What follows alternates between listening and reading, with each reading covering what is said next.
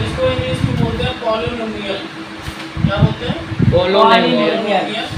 ये चैप्टर 2 है, chapter 2 class 9 संख्या हिंदी में बोलते हैं बहुपद। बहुपद।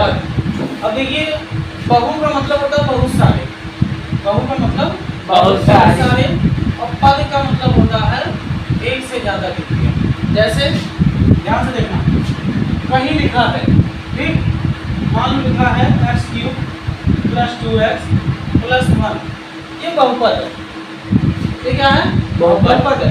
अब आपके मन में आएगा सर ये बहुपद क्यों है? क्योंकि यहाँ पे x के सापेक्ष यानी चर के सापेक्ष, x क्या है? चर है, और चर के सापेक्ष आपको कई सारी वैल्यू मिल रही है। x की वैल्यू कितनी हो गई? 3। यहाँ x की वैल्यू कितनी हो गई? 1। यानी x की अलग अलग वैल्यू मिल रही है, एक से अधिक वैल्यू मिल रही है, इसलिए क्या हो गया? बहुपद।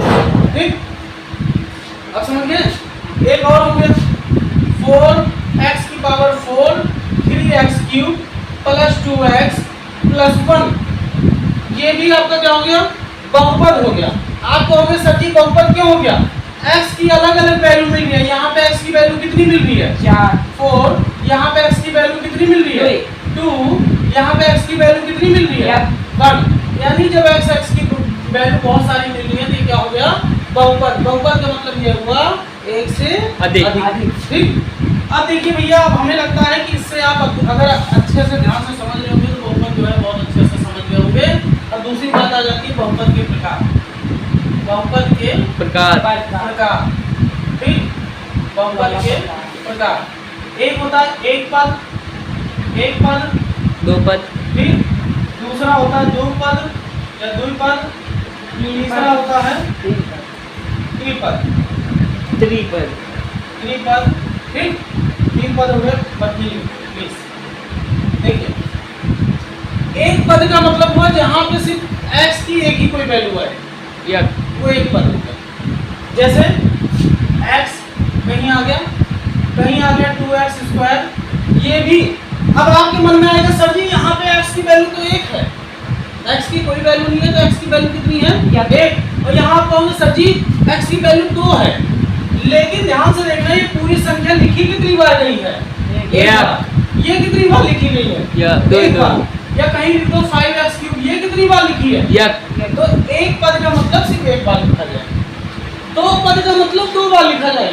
ठीक, आप कहोगे कैसे? जैसे 3x² + 5, ठीक, 3x² + 5, 8y² + 9, ठीक, 3t² + 2। अब हमारी समस्या समझ गए होंगे। एक, ये पूरा मिला के एक, ये तो संख्या हो गई, ये 4 हो गया, ये संख्या हो गई, ये 4 हो गया, ये 4 हो गया। ठीक, एक पद है, यहाँ 2 पद है, 1 2 1 2 1 2। ठीक, अब अगले में देखिए 3t³ + 2t + 5, कितने पद हो गए? 3 पद, 1 2 3। 8t³ + 9t, ठीक, + 6। अब समझिए त्रिपद हो गए। ठीक, 3 पद। बेटा आपको भी समझ में आ रहा है ना? अब देखिए पदों की बात हो गई। बहुपद 3 प्रकार के होते हैं, गिन लिया करो यार। एक पद में सिर्फ एक बार लिखा जाएगा, एक पद में एक बार लिखा जाएगा, 2 पद में 2 बार लिखा जाएगा, 3 पद में 3 बार लिखा जाएगा। और अगर घात की बात आती है तो घात में आप उसकी पावर को ऊपर की तरफ ध्यान देंगे, फिर पद नहीं ध्यान देंगे बगल बगल कितनी बार लिखा है। ठीक, आप उसके पावर को ध्यान देना। अब जैसे यहाँ पे घात की बात आई तो देखो, रैखिक घात, रैखिक घात,